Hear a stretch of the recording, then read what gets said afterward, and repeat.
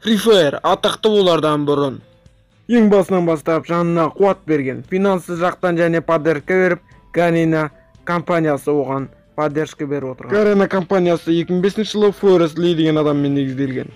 Garena компаниясы басқа жақтан да ойындарға поддержка беріп отырған. Мысалы, Warcraft, Starcraft, Age of Empires 4 деген ойынға да поддержка беріп отырған.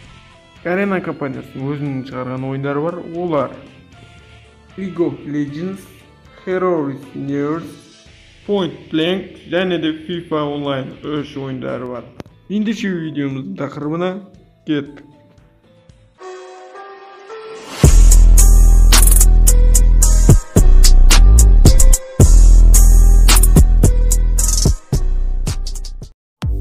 Free Fire атақты болардан бұрын видеомызды бастамай тұрып, каналға жазылуды, колокольчик басуды және де лайк басуды өтінемін. Егер де басып болсаңыздар, біз видеомызды бастайық.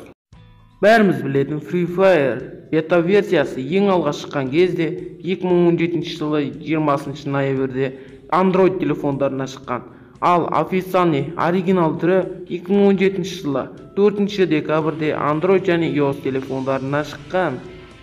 Free Fire сөзін английский тілден орысшаға аударғанда свободный огонь деген, ал оны қазақшаға аударғанда бос от, яғни оны еркін от дегенді білдіреді. Free Fire, Android телефондер дегеніміз Samsung, Redmi, ал iOS дегеніміз iPhone жатады. Free Fire компаниясы Вьетнамдағы жаңа 111-30 деген студиямен қосылып Free Fire ойынын шығарған. Free Fire өзінің популярлығының арқасында 2017 жылы «Лучшая игра народного голосования» деген атаққа ие болған. Бұны қазақшаға аударғанда ең мықты ел таңдаған деген атақ. Ойын деген сияқты да сондай атаққа ие болған. Free Fire ойынын 2019 жылдың ноябрында 450 миллион адам загрузка еткен, яғни регистрация жасаған, және де дүниежүзі бойынша $1 миллиард ақша жоғалтқан. Ал 2020 жылдың февралында бұны 500 миллион адам Android телефонына тартқан.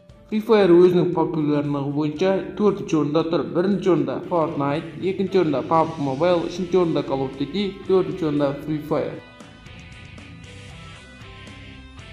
Free Fire 2018 ноябрында популярлығы бойынша 2-ші орынға шығып, айына 19 миллион ақша тауып отқан. Елестетіп көріңдер. 19 миллион ақша. Йо-майо.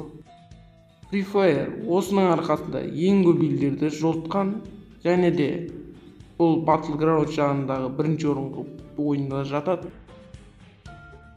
Free Fire 2019 жылдың ноябрында Индияда және Индонезияда, Бразилияда көптеген адамдардың арқасында популярлы болған. Free Fire былай қарасақ, размер жағынан да кіші және графикасы да нашар. Бірақ бұл Free Fire'дің минусы емес, яғни плюсы. Өйткені Free Fire'ды көп адамдар тарта алмайтын болғандықтан, бұл нашар телефондарға бара беретін қылған. Себебі қазіргі адамдар бәрі бай емес, бәріне қолжетімді қылып қойған. Және де бұл ойынды ойнауға көп мүмкіншілігіңіз бар.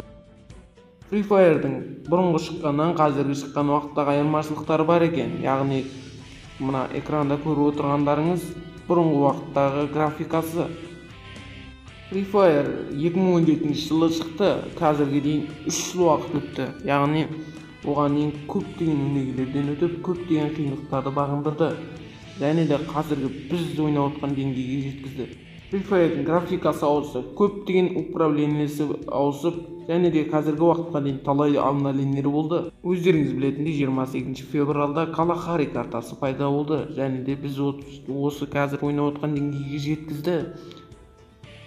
Яғни бәрін бір сөзбен айтқанда қазіргі уақыттағы нарыққа жеткізді. Ал ендеше достар, сіздерге видеомыз ұнаса лайк басып, каналға жазылайық. Ал осындай видеолар көп болсын десеңіздер, каналға жазылуды, колокольчик басуды және комментарий жазуды ұмытпаңыздар. Ал ендеше пока-пока, чао. Сіздермен болған Лорд. Всем пока.